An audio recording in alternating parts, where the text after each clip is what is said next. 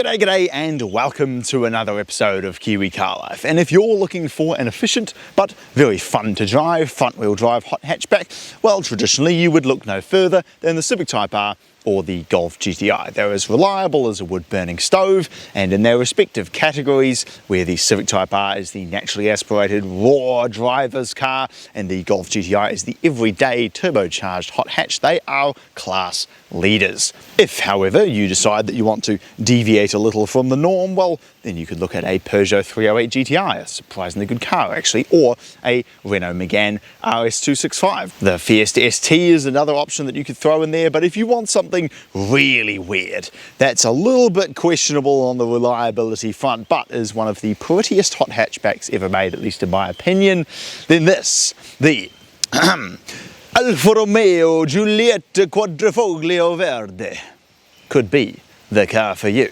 Although you're going to have to speak fluent Italian to be able to say its name every time you introduce it to your mates. The engine is a 1.75 litre, very strange displacement, turbocharged inline 4. In typical hot hatch fashion, it powers the front wheels through a 6-speed manual transmission. But you'll note that this engine is quite a bit smaller than most of the other hot hatchback engines, most of which have at least a 2-litre turbocharged engine. But that doesn't mean that this is down on power. Oh no, it makes 173 kilowatt or 235 horsepower and 340 newton meters of torque, well more than a Golf GTi or Fiesta ST. And because these only weigh about 1350 kg, it pushes this little 4-door hatch along at an incredible rate of knots. I guess the only downside with choosing an engine like this is that certainly here in New Zealand, parts are not going to be extremely easy to come by, and it is entirely possible that you may need those parts because reliability of these engines is perhaps somewhat questionable. Even the interior is better than I expected too. The steering wheel looks a little bit strange, but the leather feels nice, so do the buttons on it. I love the gauges with the 2 big vertical mounted needles. The radio screen naturally is very simple, which for a 2016 car, kind of like with that Fiat 500 Abarth, I would have expected by this point it would have had some kind of Bluetooth connectivity and whatnot, but it definitely does not. You got a CD player and a radio, and that's about it. The knobs down here for the climate control actually feel and look quite nice. Another thing I love is the DNA switch down here. It's probably one of the first cars to have like a drive mode switch, which I think is pretty cool. The driving position is not great, if I'm honest. The steering wheel doesn't really go low enough, so I feel like I'm reaching up for it. The seat goes quite low, but then as a result it means that you're kind of having to push down on the pedals, which makes heel towing a little bit difficult. You can tell that this car is not really for sitting hunkered down inside, and I guess that also translates over into the transmission as well. Very long throws, feels okay, easy enough to find all the gears, but definitely not one of the best feeling transmissions that I've ever used. So I would say parts of the interior are definitely better than I expected. A lot of it is typical Alfa Romeo, not especially well built, but overall it's good enough. And for the price that you can get these for, somewhere around sort of 10 to 15 grand, especially with that fantastic engine up front, it certainly makes for a great drive. It's very pretty on the outside, and the interior is decent to say the least. Driving the Alfa Romeo Giulietta, the baby Alfa Romeo.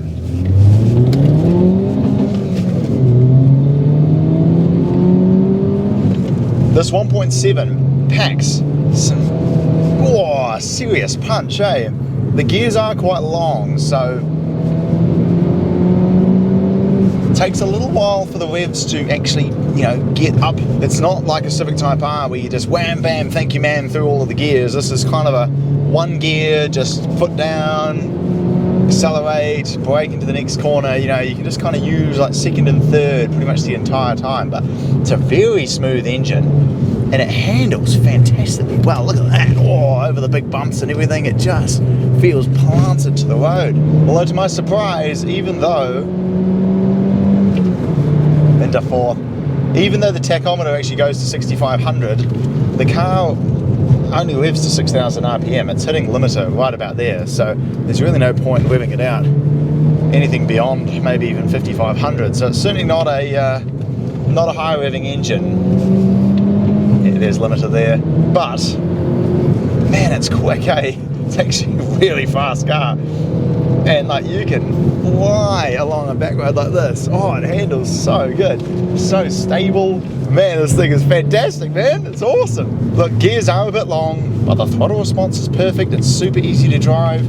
Steering feel is really good. You just know exactly what the front end is doing, and you know, motorway speeds, it's nice. It's a lovely car to drive. I guess this is what I like about it, is that, you know, I do love me a good like EP3 Civic Type R, you know, 9,000 RPM screaming 4-cylinder engine is obviously far more exciting than the sewing machine engine that this has got. But what the Civic Type Rs can't do is, to be honest, drive down the road like this with any kind of dignity, because the suspension is so stiff. They just can't handle the bumps. You know, you hit the bumps and it's like throwing the car all over the road. Whereas this, you can actually enjoy. You don't have to worry about scraping anything. You don't have to worry about getting yourself beat up here in the seat. Like I alluded to at the start, this is definitely much more on the smooth European, nice turbocharged daily driver hot hatch than it is on the side of the rough and tumble Fiesta ST and Civic Type R.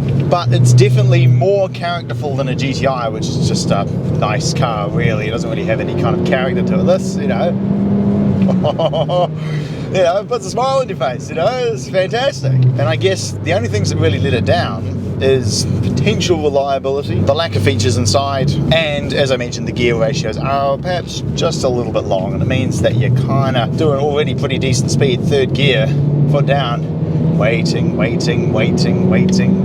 into fourth, waiting some more, you know, so you got to wait a wee while for the revs to sort of get through. But when you do, one thing's for sure, while the revs might not be going up that quick, the speed certainly is. For 1.7, man, that's quick, eh? This may come as a shock, given I am a German and Japanese car fan, but I would actually consider owning one of these. It's a fantastic car, what more can I say? So there we go. Thanks very much for watching this episode of Kiwi Car Life. If you'd like to see some of my other hot hatchback reviews, then click on the links popping up right about now, and I'll look forward to seeing you again next time.